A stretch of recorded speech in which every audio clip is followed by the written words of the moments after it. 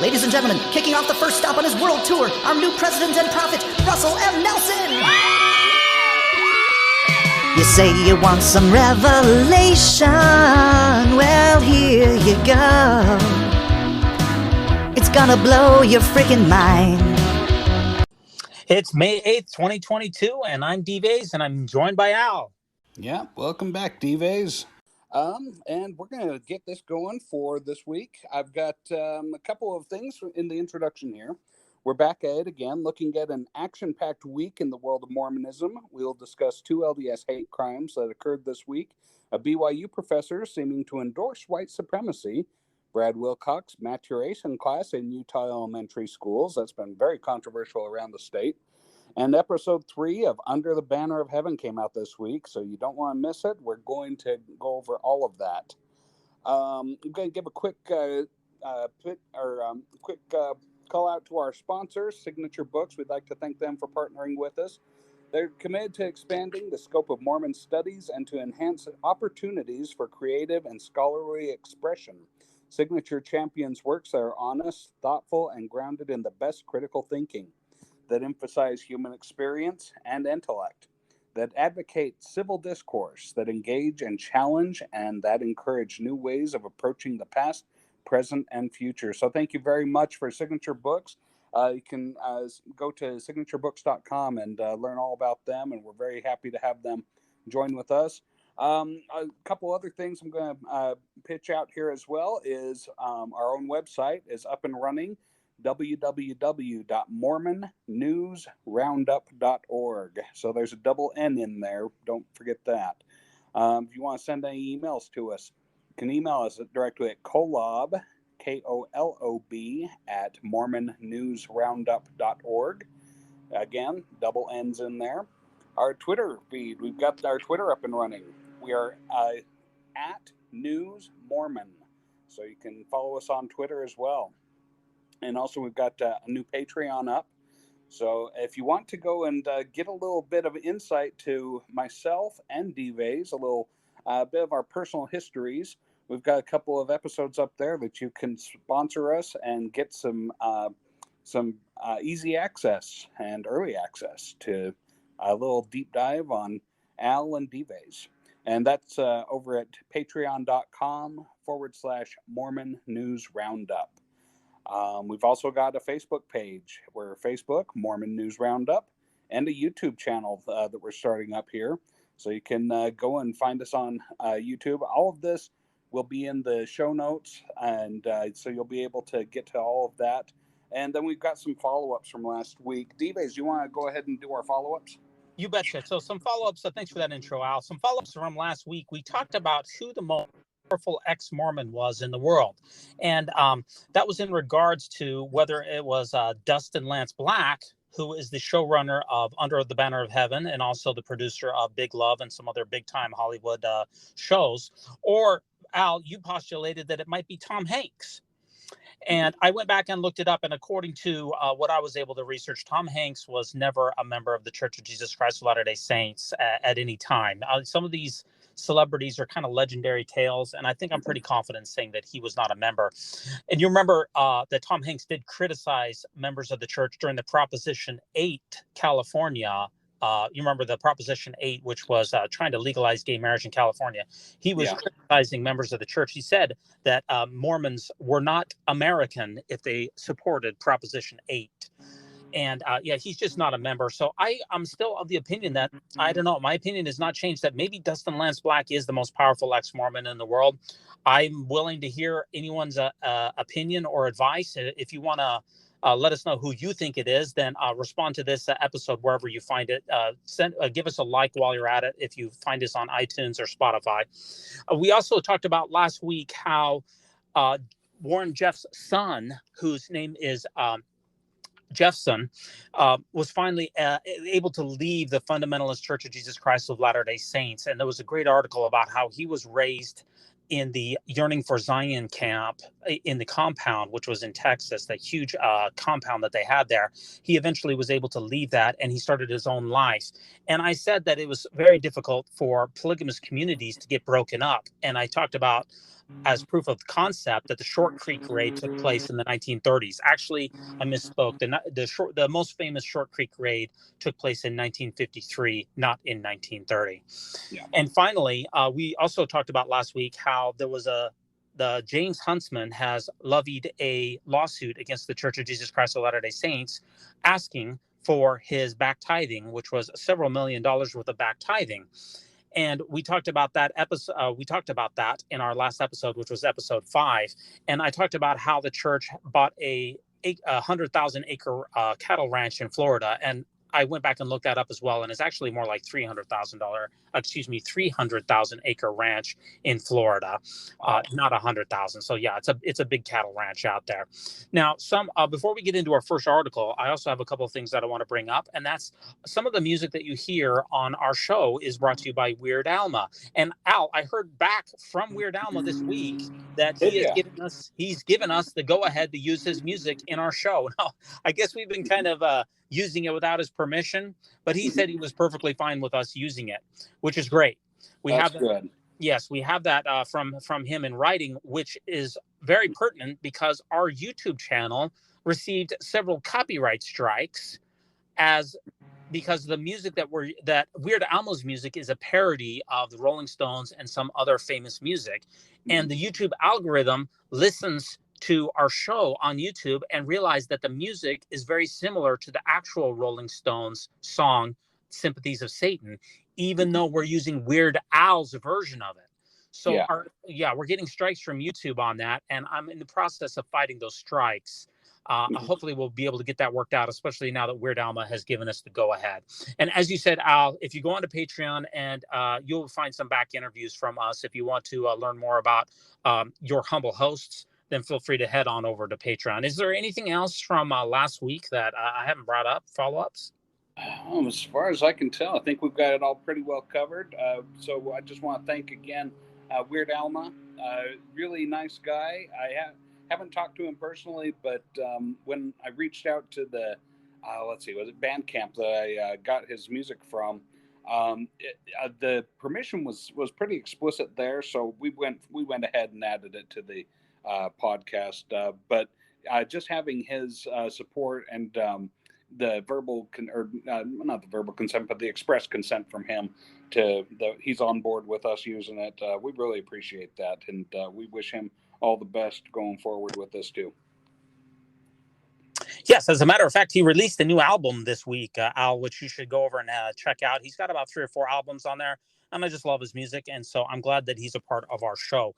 That brings us to our first article for this week, which we got an action-packed episode this week, and we have a Mormon hate crime. And that is not something that you hear very often. This was from the Huffington Post, published on May 2nd, 2022.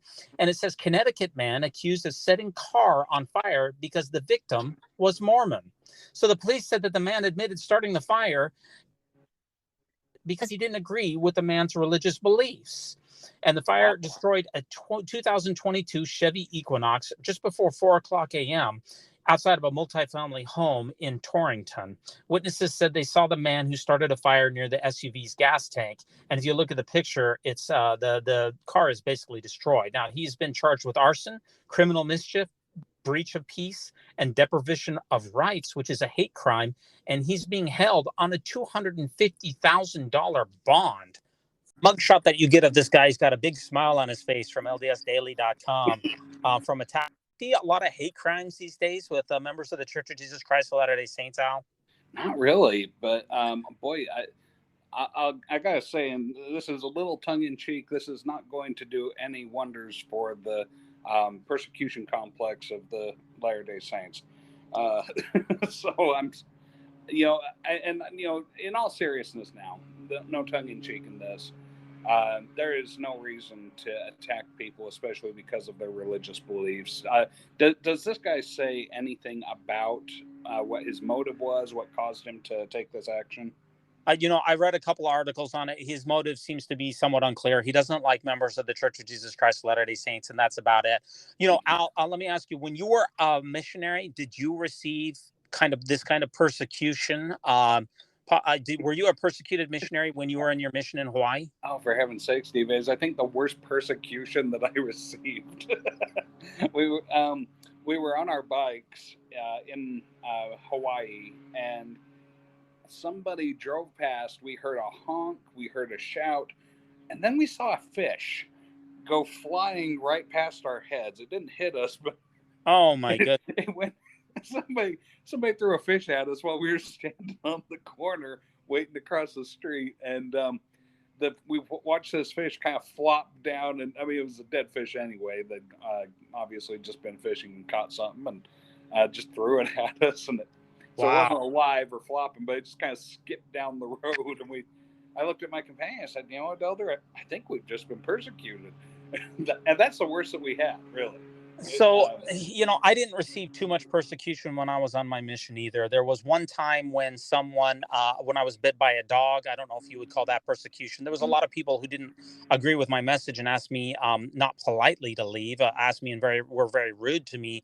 I don't really know if that's a persecution. I did have one person who I knocked on their door out in the middle of nowhere. They asked us to leave, which we did promptly, but he reached behind the door and picked up a shotgun. He did not point it at us, but the point was clear that we were to leave immediately, and believe me, Al, we did leave immediately. So I would say that it is pretty rare for even missionaries to be persecuted, which also I guess brings me to my last question on this article: is members of the Church of Jesus Christ of Latter-day Saints a persecuted sect? Anytime I talk to a true believing Mormon, I find that they feel persecuted, and I'm not sure exactly why they feel that way. There's some people that I'm not sure if they really understand what persecution is, and so I'm a little hesitant to say that the Mormon Church is a persecuted church, especially like we were talking about, David. I mean, can you really consider it persecution when it's the missionaries themselves that are going up to strange people's doors and knocking on them? I mean, if the people take certain extreme efforts, I can understand that.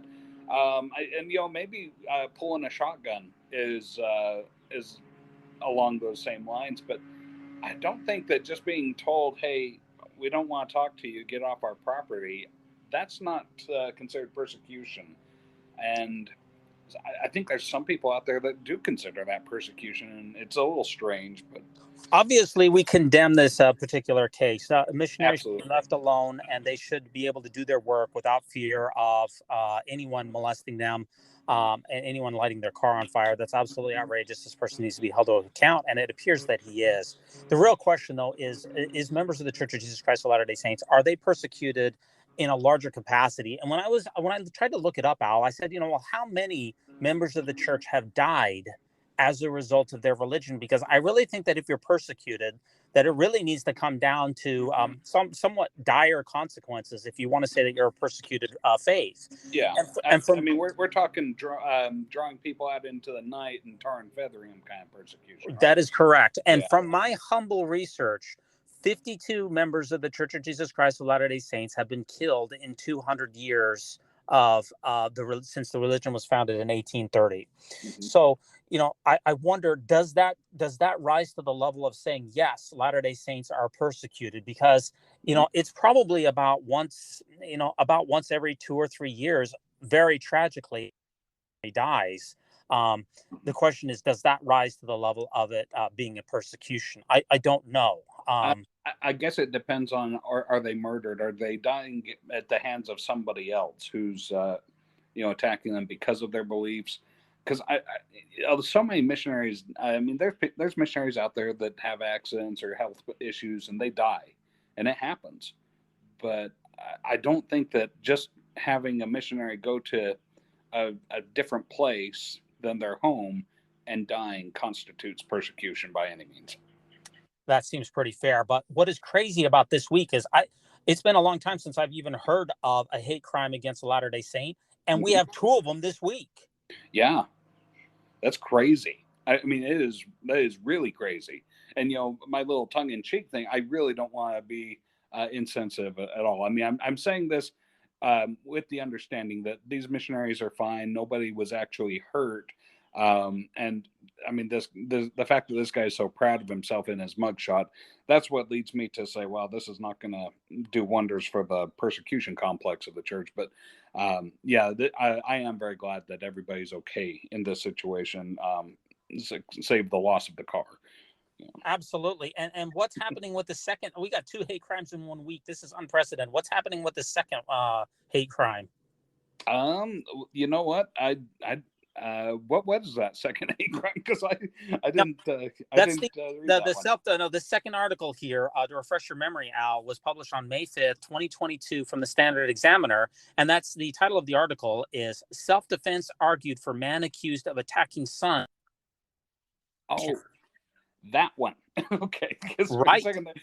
This one. Okay. So this can we consider this a hate crime? Sure. I absolutely consider this a hate crime. He is attacking another person specifically over that person's religion. And by any reasonable definition, that would be considered a hate crime. Absolutely. So I guess this one, the tables turn on us because now I'm on board with you, D-Vaz, because this one, Standard Examiner, Ogden, Utah, a gentleman by the name of Scott Keith Warner. So let me just tell the listener what happened in this story, okay? So on August 21st, 2020, in Ogden, Utah, Mr. Warner sat down with his 18-year-old son. They were discussing the expectations that this son would serve a mission. The son became belligerent and really defiant. Was very insistent he wasn't going to serve a mission. So the dad, I don't know if this happened in the communal part of the house, but I mean, what happens after happens in the boy's bedroom. So dad went in, talked to the son, and they're sitting on the bed, and it gets heated. The son's insistent he's not going on a mission. He doesn't want to have anything to do with it, doesn't want to be a part of it. The dad, tensions rise, and the dad insists that, yes, he expects his son to serve a mission. And if he's not going to serve a mission, then he's going to throw him out of the house. So the son gets up, the dad gets up, and here's where it gets a little fuzzy, okay? It's a he said situation. So the son, I'm going to give his story first, mostly because he's an 18-year-old kid, okay? I mean, I guess an 18-year-old kid's considered an adult, but he's also the child in this situation. I mean, the dad's 51 years old. The dad's the responsible party. He really should have been in better control of himself. Okay, so the son's version is that the dad hits him, knocks him to the ground, and starts beating his head into the wall, and then starts putting his hands around his throat to choke him. And so then we'll get the dad's version of what happened. Dad says that the son threw the first punch, and that the dad was in fear for his life. So there is the defense is arguing that it was self-defense because the dad was just trying to preserve his own life. He was really concerned that the son was going to do him mortal harm. So the dad began fighting with the son, hit him tried to grab the kid's arms to, keep him from attacking him. And really was just motivated to get the son out of his house because, well, it's his house. So he was kind of going with the castle doctrine there, that the dad didn't need to retreat. If the son was not happy there, then he needed to be the one to leave. So he was going to throw this unwanted being out of his house. And he so he was grabbing the kid wherever he could grab him, and I guess that at some point he put his hands around the kid's throat to get him out of the house. And so he's facing 2 third-degree felonies for this. The dad is. The son's not being charged, but the dad's being charged with aggravated assault and domestic violence in the presence of a child. Now, it's not necessarily that they consider an 18-year-old son to be the child. They might do, but from my limited understanding of how the court system works and how crime works, is if you commit a crime in a house where a child can either hear it or see it, then it's another crime to commit a crime in the presence of a child. Right. So So, I mean, both of these hate crimes, which seem to be pretty well substantiated, are totally despicable. And any violence to another person, especially Latter-day Saints, because of their religion, is absolutely unacceptable. yeah. Let me ask you a couple questions about this, Al. And that, Sure. were you pressured to go on your mission? Oh, I think there was definitely the expectation, and I can relate to the feeling that kind of expectation, and just that, hey, this is what you're going to do when you turn 19. Well, at the time it was when I turned 19. Now it's 18-year-old young men. Right. But I felt the expectation, sure. I at the time I didn't resist it. So Right. I personally did not feel a lot of pressure. If you go back and listen to our interviews on Patreon, you will realize that my father never pressured me to do anything in my entire life. He was a very, very libertine person. But do you think Latter-day Saints in general pressure sons in particular to go on missions, or is that an old trope and just a stereotype? Well, you know, DVs, and this will kind of bleed over into our third episode of the Under the Banner of Heaven. So I'll come back to this later, but I will say that not every family is the same, and not every situation is the same. There are some fundamental differences. There are some kooks out there. There's some extremists. There's some fundamentalists, however you want to call it, radicalized people that have some pretty intense beliefs. And while the church may say certain things very fervently across the pulpit, not everybody takes that fervence to be so intense and literal. Does that make sense? Like, not everybody believes that every young man really needs to go on a mission, even though that's what the church says from the pulpit: is every young man needs to be serving a mission. But then you get people like this, like, hey, the church said every single young man needs to serve a mission, so you're going to serve a mission. Well, it kind of reminds me of the Brigham Young blood atonement stuff, where it appears that he was talking from a blustery kind of point of view, and that it was maybe hyperbolic, because it doesn't appear that anyone ever actually executed another person in the vein of fulfilling the so-called blood atonement. That someone who has committed unpardonable sins, the only way that they can atone for their own sins is to have a javelin put through them or to be executed. So it sounds to me like you're saying that some things in the church are somewhat hyperbolic, and some people take them a little too seriously. And that's probably what happened with this father and the son, is that he's taking the last General Conference admonition from members of the first presidency who said, hey, yo, this is a priesthood responsibility. He was taking that too far. Yeah. And that really seems to be what's going on here. Okay, let me just ask one last question before we wrap up on these hate crimes. And that's, should people who perpetrate hate crimes be punished more for the same crimes from other people who did the same exact crime, but it wasn't related to hate? So for instance, let's take the burning of the car. He put a burning rag into the gas tank, which eventually caught the rest of the car on fire, and the car's a total loss. Should someone who puts a flaming rag into a Mormon missionary's car, because that person is as a Latter-day Saint, should he be punished more severely than someone else who put a rag into a car just as a practical joke? Because that's what a hate crime says, is that it adds additional felonies and other triggers that makes the crime more serious. Should both of these be punished the same, or should we be sending a message about these hate crimes saying, hey, yo, hate crimes are unacceptable, and so we're going to punish you more severely? It seems like most people that commit a crime, especially a crime against another person, are committing the crime because they hate the person, or at least are in deference of that person. They don't really care about that person or how the crime may affect them.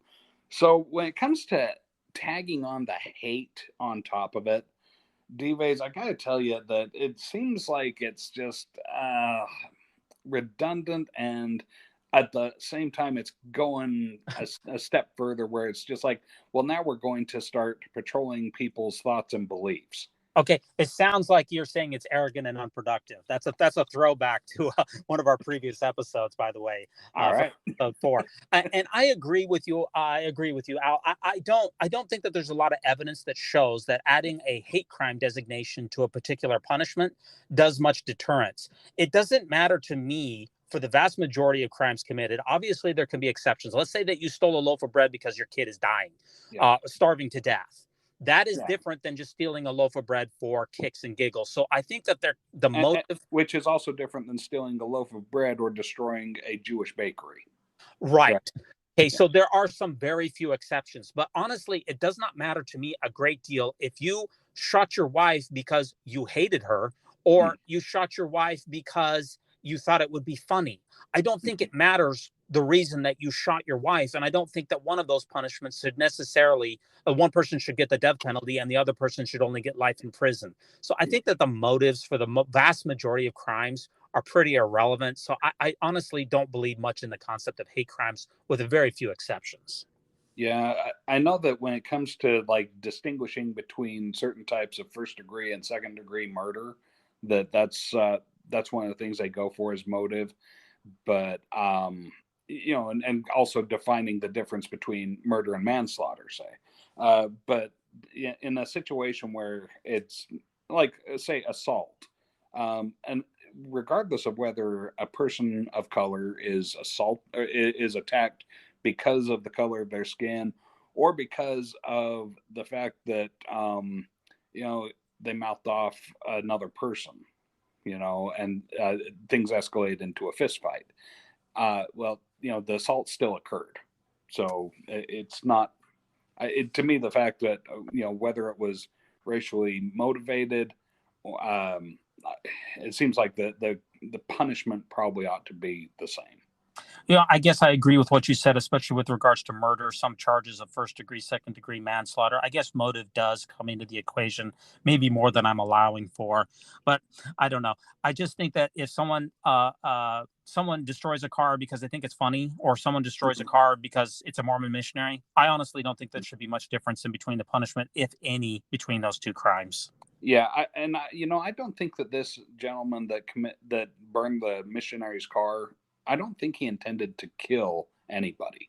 I think he would not have that goofy laugh looking on his face in as much time that when the missionaries was asleep in the back seat. It took place at 4:00 in the morning, so it's pretty evident that he was obviously the person's deranged, and we condemn all of these violent acts.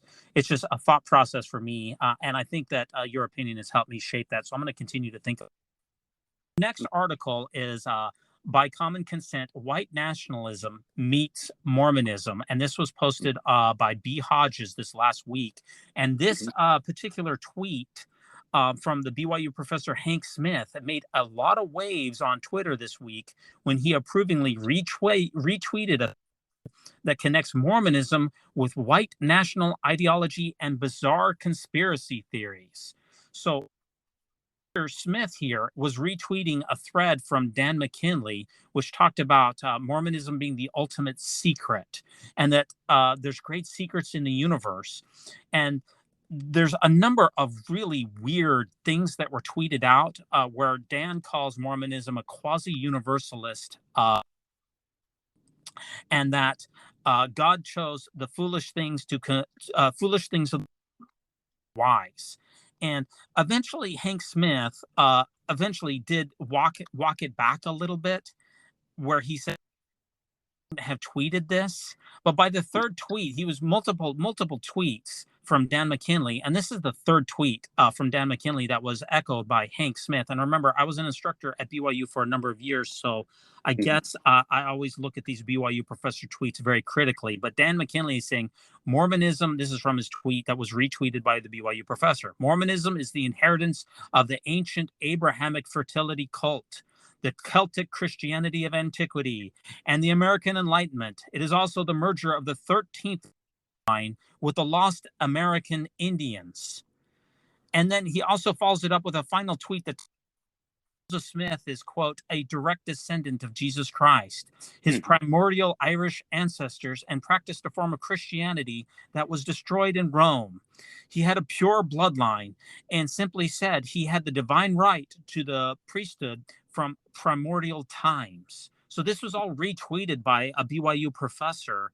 And with these bizarre, and there was a bunch of other bizarre conspiracy theories that were linked not only to Mormonism but other things. There was a leak. There was a leaked document, Al. You live in Utah. There was a leaked document recently from a state presidency that talked about why people were leaving the church. And believe it or not, high or first on the list, and this was actually shocking to me, and I don't know the truthfulness of it, but it said that QAnon conspiracy theories were the number one reason that people were leaving the church in that state. Are you seeing those kind of QAnon theories in Utah from your neighbors and members of the church out there? There's, D-Vades, this is a tough one. Okay. And I'll tell you why it's a tough one, because, if we're going to use a term, say secret combinations, okay, and that's a term that every LDS person ought to be familiar with. That's kind of how things like the QAnon conspiracies go. I've been a party to several conversations with people that all of a sudden will start slipping in some QAnon conspiracies, and they start talking about things like being a prepper and making sure you got plenty of food storage, making sure you have plenty of ammunition and weapons, and that you have like a bug out shelter, and these things can get rather bizarre. Now, I myself, in a situation like that, I would rather get more information than less. So rather than point out how crazy these people sound, I actually try to provoke more conversation and get them to open up and say, wow, so what kinds of weapons do you think I ought to be storing? How much food do you think it's going to take? And what do you think's going to be coming down that's going to cause the need for us to have all these preparations made? And see just how much more information I can get from people that have these conversations. Because it sounds real kooky, and personally I think it is real kooky, but there's lots of them out there, and I'm really astounded with the prevalence of white supremacy, especially across northern Utah, going into Idaho, and the Ruby Ridge incident back in 1990, I think it was, up in northern Idaho. That was a fundamentalist group that was extremely white supremacist and just full of all kinds of bizarre, weird hate and what we would call QAnon conspiracies. I think, especially in the last year, ever since the church told people to start wearing masks or to start getting vaccinated, that's where you get the QAnon conspiracies causing people to leave the church. Yes, it's amazing that something as simple as saying put a mask on and vaccines work has been, and that's what that leaked document from said, is that what really bothers people is when their views of science, their scientific views or their own research seems to clash with church leaders' advice. Now, in this case, from my perspective, it's very obvious that masks work. The science is very clear on this, and that vaccines cause adults, and that they're safe for the vast majority of the population. But what people have a problem is when their own scientific research seems to conflict with church leaders. That opens up a big chasm for people and can be a giant problem. And that's where these QAnon people come in. Now, who, when I lived in Sandy, Utah, I had a neighbor across the street, really great guy, nice family. Unfortunately, sadly, he died of skin cancer. One of the very few people. It went to his brain, and he died very suddenly. Skin cancer. 99% of people, skin cancer is no problem. He was one of the 1%. His wife was a very faithful member. And it turns out in the last little bit, she has subscribed to these QAnon theories and now has left the church and is living in an RV with her couple of kids. So, it can just attack or it can just, happen to almost anyone. Yeah.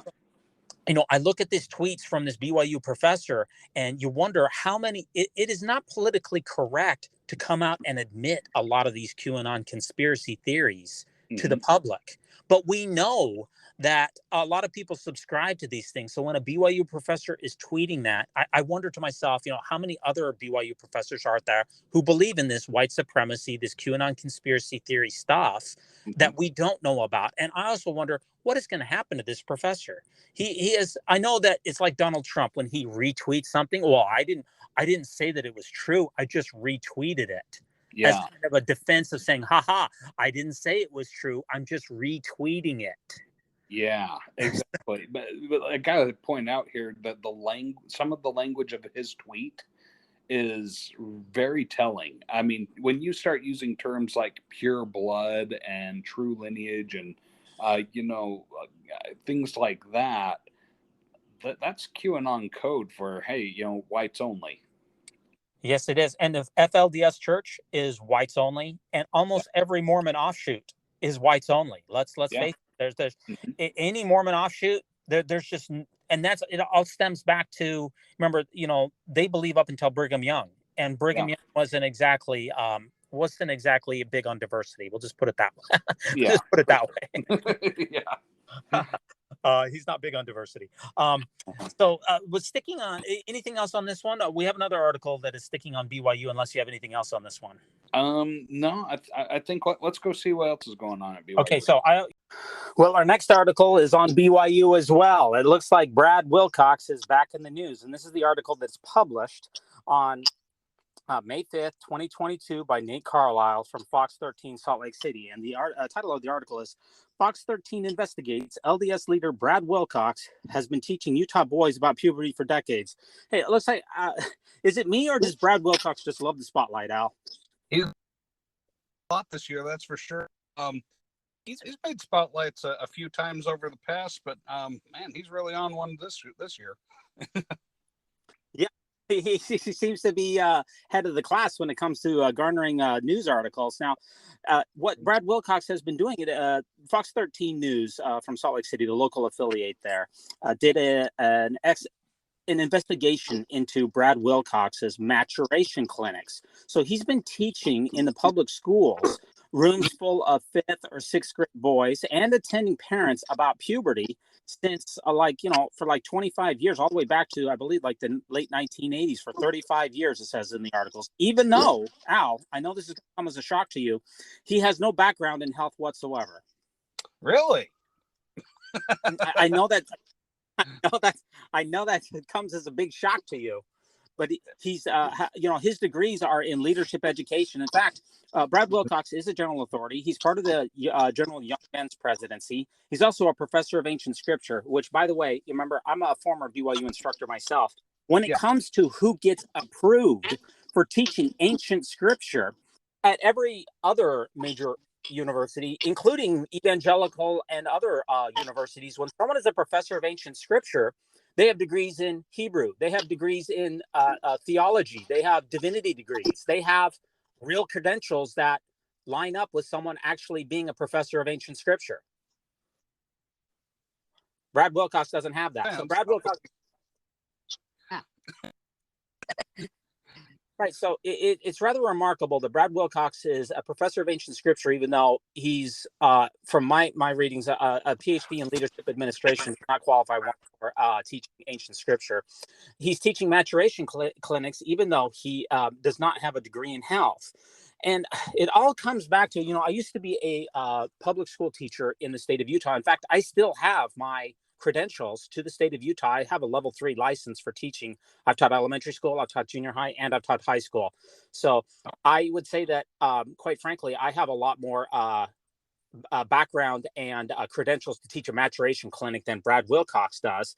And people are criticizing him. And in the article, they say, quote, "I just don't think he has the specialized education and qualifications," end quote. And they say, "I think that these classes should be taught by a qualified health professional." Is it a big deal if someone who's not a health professional teaches maturation classes, Al? Or am I just getting worked up over nothing? It's not about, I guess it's not about having like so much qualification. I mean, I would prefer that somebody at least took some sort of a course, got some sort of a certificate for taking a course in teaching maturation. I'd be okay with that, but I don't think. I mean, I might be wrong, and I really hope that we'll find out later in a response to this that Brad Wilcox has taken some sort of a course in how to teach maturation classes. But no, I would expect a bit more. You know, I don't necessarily think somebody has to be a specialist in health or anything, but they ought to at least, you know, have some sort of training. You know, maybe you're right. Maybe we don't know his full credentials and his full training. Maybe he's gone through courses on this, and maybe he has certificates. I mean, this article doesn't cover his entire history. It's just kind of a surface level. So it's possible that he has those things, and we just don't know it.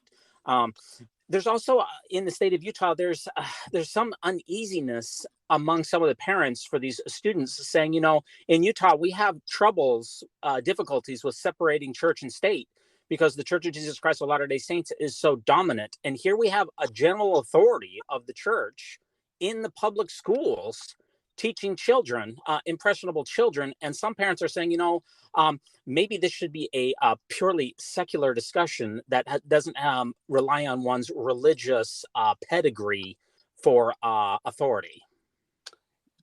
I agree. Yeah, that's something that I definitely think needs to be addressed. The division between church and state is extremely thin and muddled. You know, but that being said, just because somebody is a bishop or a stake president or a general authority, that doesn't mean that they can't, you know, teach children at all. So, I mean, it's a fine line. But I guess where the rubber meets the road for me is he has a 2017 YouTube video where he basically goes through the entire maturation clinic, which is about 60 minutes long, and he gets paid about $200, and he does these regularly. And in that 2013 lecture, he references his book that he wrote in 2000, and his title of his book is called, quote, Growing Up, Gospel Answers About Maturation and Sex, end quote. And in the book, Wilcox writes that, quote, homosexuality goes against God's teaching and plan, end quote. And at the end of his 2017 maturation clinic, he references the book. So he's telling children, hey, go, if you have more questions, go and check out my book, which is gospel-centered, and tells people that homosexuality is against God's plan. Is that appropriate, Al? Oh boy, yeah. See, that's where I'm going to run into problems with Mr. Wilcox being invited to teach at a public school, because not even LDS people don't necessarily want the church to be part of every aspect of their lives, and this is something where you've got the predominant religion trying to enforce their spiritual beliefs on people who may or may not be LDS themselves. Yeah, so usually these maturation clinics, you know, I've been a public school teacher for many years. I can say that without question, they are taught by health professionals who do not have any ulterior motive, any possible ulterior motive. When some child comes up afterwards to talk to Brad Wilcox, which at the end of his lecture, he says, if you have any questions, come up and talk to me. And if that little boy comes up and says, you know, Mr. Wilcox, I think that I'm gay. And he says, well, I'm sorry, that's against God's plan. Homosexuality is against God's teaching and plan. Go buy my book.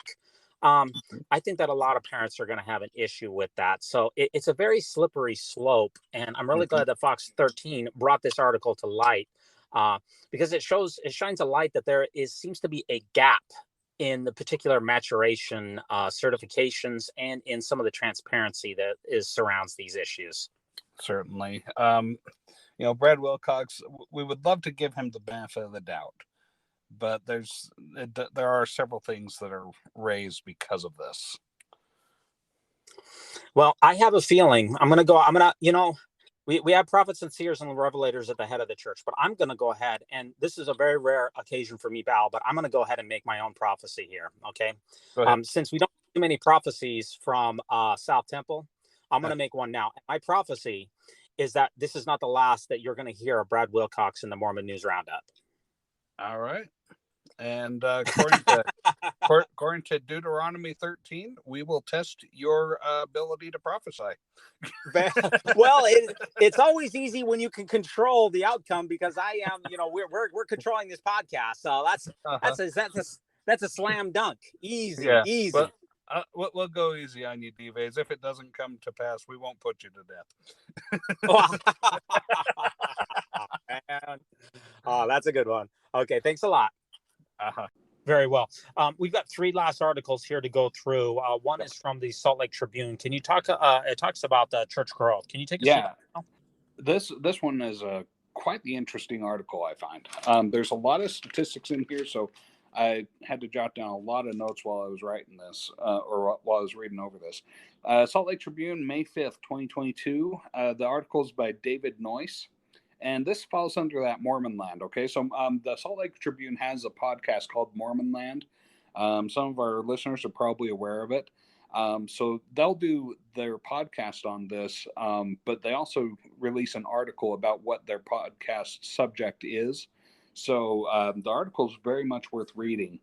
And the article is titled "Church Membership Shrinks in 21 U.S. States, and we'll see which ones lost the most." So the total members, as reported by the church, have been steadily growing. Not exponentially growing like it used to be, but it's still showing a steady upward turn. It's climbing. About 1%. About 1% growth. Yeah, that's right. Yeah, so we're around 1% growth now. So even though the total members are still growing, there's 3 charts there on the article that are the charts were made by the church. This is what the church has released regarding its growth. Now, the next one is the number of converts. So the converts were growing for a little bit, but then ever since 2010, which is what this shows, you start to see a steady decline. And it's going down pretty quick. In fact, it's a bit sharper decline than the church's growth rate, I would say. Maybe twice as fast. But that's just for the convert baptisms. So in the next one, we go over and see that we have the children of record. Now, we talked about this in last week's episode a little bit of where we thought that children record was, or the children of record. This is babies that are being given a name and a blessing in sacrament meeting, and thereby having their names added to the list or to the church's records. So that's been steadily declining until 2020, and then it dropped. And that wasn't much of a surprise. We talked about that last week. It wasn't too surprising to see a drop in the children of record. But what was really interesting is seeing in 2021, where we thought that it would, when they went back to doing in-person church and everybody started coming back from COVID, that it was going to jump back up. Well, it jumped up, but it only jumped up like, okay, so if I'm laying a ruler across this bar, it's holding pretty straight, going steadily downward by probably about the same rate that the church is growing, right? That same 1%. So then in 2020, you have a drop. But in 2021, it hits about that same point where the ruler is laid across, right? So, I mean, you're not lower than 2020, but you're probably 2 notches lower than 2019 was for children of record. So I thought that was really interesting to see that. Yeah, they've got the article laid out pretty well. And Mormon Land is a very good podcast without question. I think that they cover a little bit more deep dives than we do. We like to keep things pretty surface level.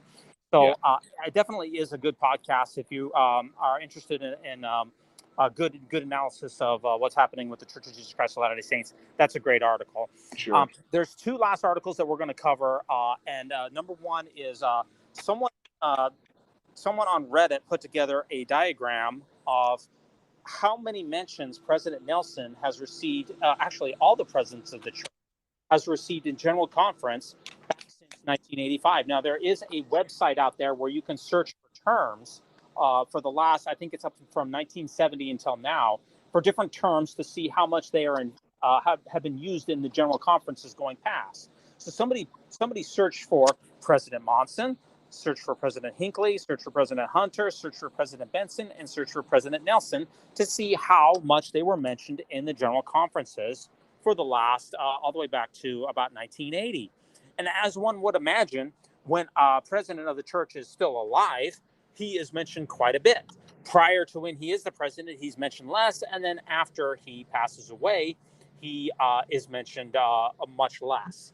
But they're talking about the average mentions of the presence of the church in any given general conference talk. And what this particular graphic, which was posted 2 days ago by Naru on the Our Mormon Reddit, that's the faithful Mormon Reddit subreddit there. It's incredible because President Nelson's mentions in general conference dwarf all of his predecessors. In fact, it maybe even dwarfs all of his predecessors combined. Latter-day Saints in general conference are much more likely to mention President Nelson by name than any past previous prophets were, even when they were the prophets, by a factor of 2 in some cases. When it comes to the mentions of President Hunter, it's a factor of 5. And when it comes to the mention of other presidents, it's a factor of at least 2. Yeah, so the more, they're saying, the more you tell people about the prophet, it's just amazing. Why do you think that President Nelson is getting so many more mentions than all of his predecessors, Al? Oh, I know that the church has really been banging on the drum of, hey, we have a living prophet on the earth today ever since Joseph Smith. But boy, they're really banging this drum now. It's very loud. It's deafening. This drum is getting really hit. Yeah, I mean, so I don't know. Are they? I don't know if who they're trying to convince. Well, I haven't heard President Nelson say specifically, "Hey, I want to be mentioned in general conference." So no, he hasn't. And he seems like a fairly. I mean, he's not shy by any means, but he seems like a fairly reserved kind of guy. I would agree. He's not some egotistical maniac. So why is everybody mentioning him? And that's also along the lines of, some of his favorite pet phrases like myopic or let God prevail or stay on the covenant path or let God prevail in our lives as we try to stay on the covenant path. All of these little catchphrases of President Nelson are really creeping up in other people's talks as kind of like, I don't know, it's kind of like we have a couple of inside jokes in this podcast, but it's kind of like they have like inside jokes in general conference where you're really using President Nelson's language and his own particular vernacular in your own talks in a way that we have not seen in the past.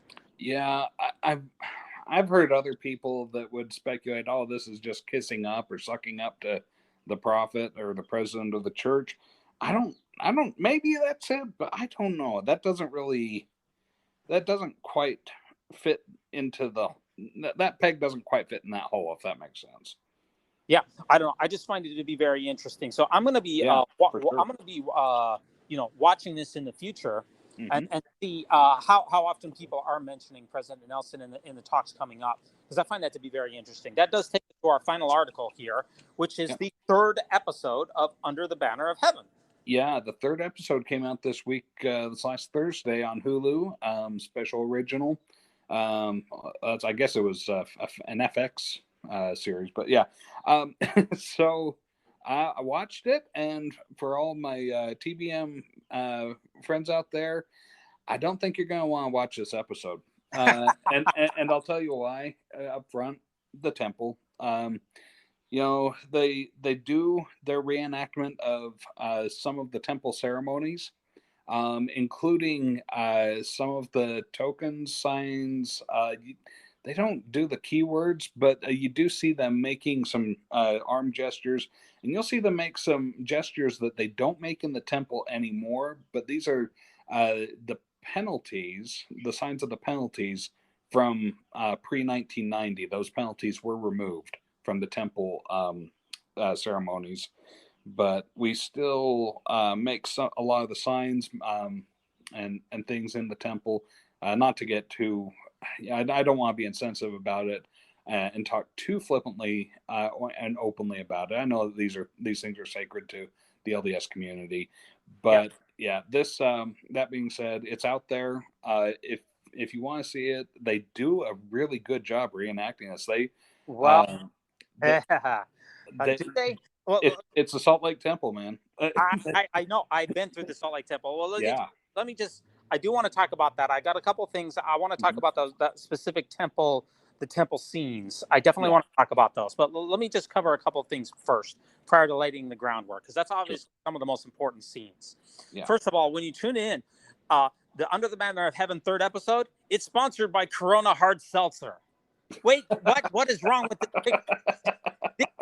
I told you that this series is slightly off. Yeah. Oh, are you sponsored by Corona? This is not supposed to be sponsoring this. You got your wires crossed. It's kind of like when I'm surfing the web and someone gives me an article for a Bud Light. Well, I've never had a Bud Light in my life. They've definitely got it wrong. They do better with Martinelli's sparkling cider. Exactly. Now, I being a musician myself, Al, and semi-private musician, I pay attention to the musical scores, and this is not something that I've discussed in our prior episodes, but the musical score in Under the Banner of Heaven is constantly and never-endingly creepy. It's atonal, it's jarring, it puts everything off. If you wiped out the score and put in a regular, I don't know, Forrest Gump type score, you would have a completely different miniseries. So they're trying to make even the most normal interactions seem unsettling and a little bit off. People are just, praying over lemonade, but you have this creepy music in the background. So, it's like, what are you trying to prove? I think they're trying to make Mormonism seem as weird as possible. Well, in the article that I've read about this one, it's from Religion Unplugged, May 3rd, 2022, from Joseph Holmes. And Joseph Holmes is not enthralled with this series at all. And that's one of the things he talks about. He's like, they really harp on the weirdness of Mormonism. And, that's just kind of the way any fundamentalist or extremist group goes, whether they're Mormon or from some other Christian sect. It just, anytime you get radicalized, you start to see some strange things. And let me tell you that this is the episode where Rory Culkin, who plays the brother Sam in this, Sam Lafferty, he really shines in this episode. I think he does. He is as creepy and as kooky and just as backwoods extremist fundamentalist as you can get. The guy's got the long hair growing out. He's got his beard growing out and all scraggly. He looks like he's a pioneer ready to go cross the plains. His wife's wearing a prairie dress along with all of his kids, and he just they're holed up in this cabin. That's where the FBI, or not the FBI, this is the police, catch him. And they haul him in to question him. And the whole time he's just spewing the jargon, just talking in that holy, very prophetic talk. And it's eerie, it's creepy. And we get it, Mr. Black. You're trying so hard to make it the Mormons out to be weird. But really, this could be, according to this article by Joseph Holmes, he's like, this could be anybody. It's kind of, he considers it the same as like God's Not Dead, the movie God's Not Dead, where you're not going to convince anybody with it. You're just out there saying, well, the people who believe it are just going to believe so much stronger because of it. And those who don't believe it are just going to say, it's another futile attempt at it. Let me jump in and say a couple of other my reflections from this episode. I don't think that Garfield has the gravitas to play a senior police detective. I just think that he is more of a junior. I don't know what it is. I don't know. Maybe I'm ageist. Maybe he's not old enough. Maybe he doesn't have maybe he's not, I don't know, fat enough. I don't know what it is, but he doesn't have to bring the gravitas of the role of being the senior detective in a small police department. No, you get the feeling from his acting that the character Jeb Pyrie is kind of almost a rookie. You get at the very most, he's just recently been promoted at the very most. But now, where I do think that the show shines is that Bill and Pyrie's relationship. I think that's one of the strongest parts of the show, because that seems very authentic. It is. Yeah. It seems really good. In fact, I thought that maybe so far in the series that Bill, which is the other detective, which sorry, I forgot his name. I forgot the name of the actor. He a really excellent actor. Yeah, seems like he's stealing the show. Yeah, you know, and it's, as a supporting actor, boy, he's dynamic. He's really powerful. I think he is so far a big bright light in what is, from my opinion, somewhat of a dud so far. Now, I do want to talk about a couple of other things, and that's in the police interrogation after they capture the folks in the cabin. In the police interrogation in the back of the van, you hear this absolutely crazy fundamentalist LDS doctrine, which is just juxtaposed to Orthodox temple scenes. And there's no differentiation between the two. So it makes it sound like the person in the van who was captured is the same people who are in the temple. These are two totally radically different folks. Yeah, even though to be fair about it, they are the exact same people from the temple scene. This lady was in the temple in that scene. She was also in the back of the van doing the interrogation. But she's... Yeah, boy, it just, this is, I guess this is another way of showing that the Laffertys were really radicalized, and they kind of got out there on the fringe. So, yeah, a lot of, anybody that's like a current Latter-day Saint is going to say, this is just not Mormonism. I mean, you mentioned it last week. You grew up in Salt Lake, and that's not how Salt Lake City 1980s Mormonism was.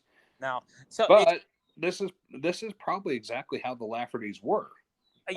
I agree with that, but I agree. But the show just falls miserably short of distinguishing between fundamentalism and orthodoxy. They keep Divas. They keep going back in time and showing you things from like Kirtland and Nauvoo and Missouri.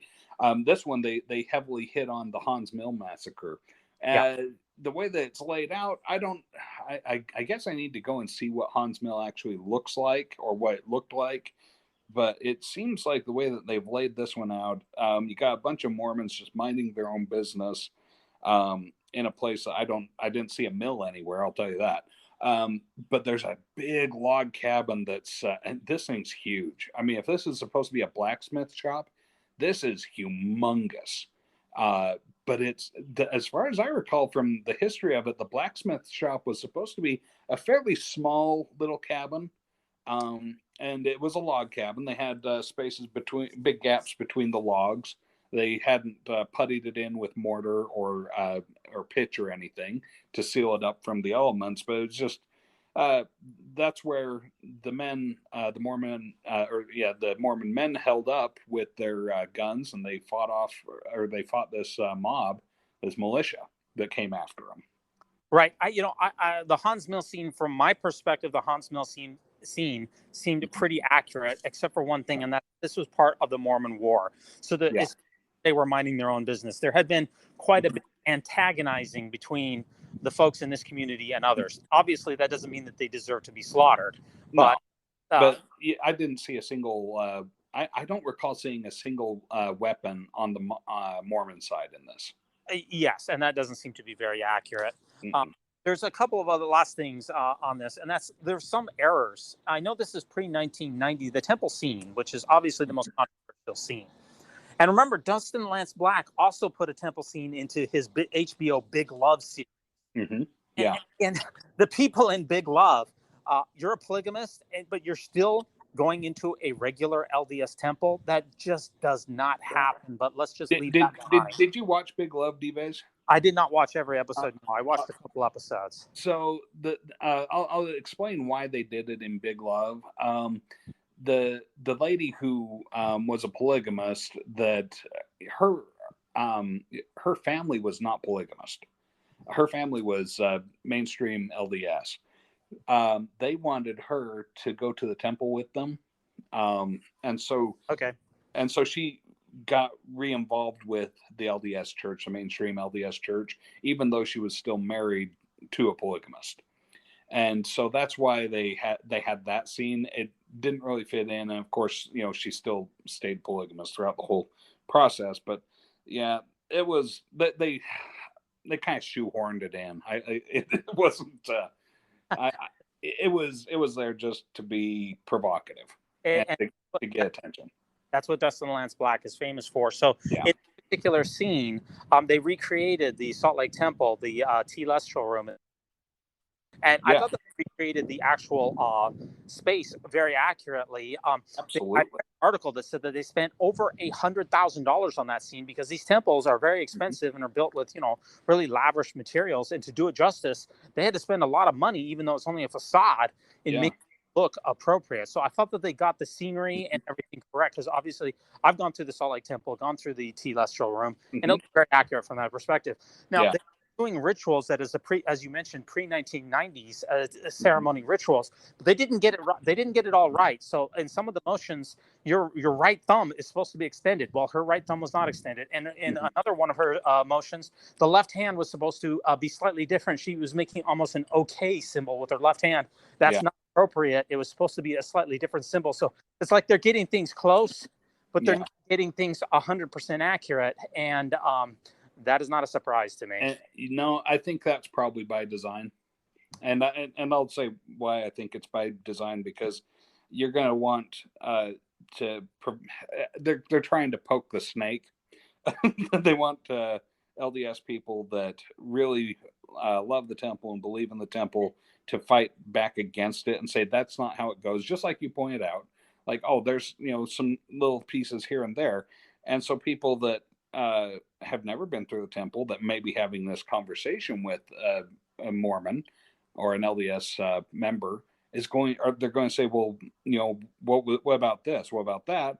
And they're going to say, no, it's not like that. And they're say, well, what is it like? So then it puts the LDS person in a very precarious situation. And then they have to say, well, what? It's sacred. I can't talk about that. Yeah. It's sneaky. I'll tell them that. Well, as we've noted in previous episodes, I guess we'll continue to talk about it. Dustin Lance Black likes to stir up controversy. Mm-hmm. Accuracy is definitely not his number one goal. No. But I'll tell you, they strived for a lot of accuracy with the way that they've put some things together. The murals on the wall, my goodness. The Salt Lake Temple's walls are covered in murals, especially in the telestial and terrestrial room. Yeah, very accurate. That's why he said that it cost over $100,000 for that scene alone. Yeah, I'm sure, because it's not something that it's not like you just print off some sort of a wall label and slap it on there. No, I'm pretty sure they had to paint it. Yeah, and we're definitely with a set costing that much money, we are definitely going to be revisiting in the future episodes these in the future, because they didn't spend $100,000 for 4 minutes in episode 3. We're going for sure coming back to that room in future episodes, I am sure. Yeah. So yeah, it's I don't know. I guess people have opinions on both sides of this. Some people are really like, oh, well, that's exactly how it was. Other people, no, not quite, not really, not so much. But it's one thing that the LDS people are really going to be bothered by, I think. And it's going to be something that's similar to, like, okay, well, the whole theme of it is that the LDS church has a very violent history. Well, this is also part of LDS history, but it's also 40 years ago, right, DVAs? So, right, yeah, we're looking at this is also part of pretty far back history. So you're going to have a hard time saying, well, the LDS church is a violent religion. I guess you're going to have, if you're going to justify saying that it still is, you're going to have to use something a little more recent, maybe like church basketball games. But yeah, I don't. I mean, sure, but at the same time, I think that LDS people do need to understand that, with regards to the Mountain Meadows and the Mormon War in Missouri, and even the blood atonement concepts and the old temple rituals. Yeah, there's a lot of violence in LDS history. Sure. Well, I think that just like the Brigham Young's controversial blood atonement statements, I think that the temple rituals, especially, I know they reformed them and removed a lot of the more gory details in today's temple experience.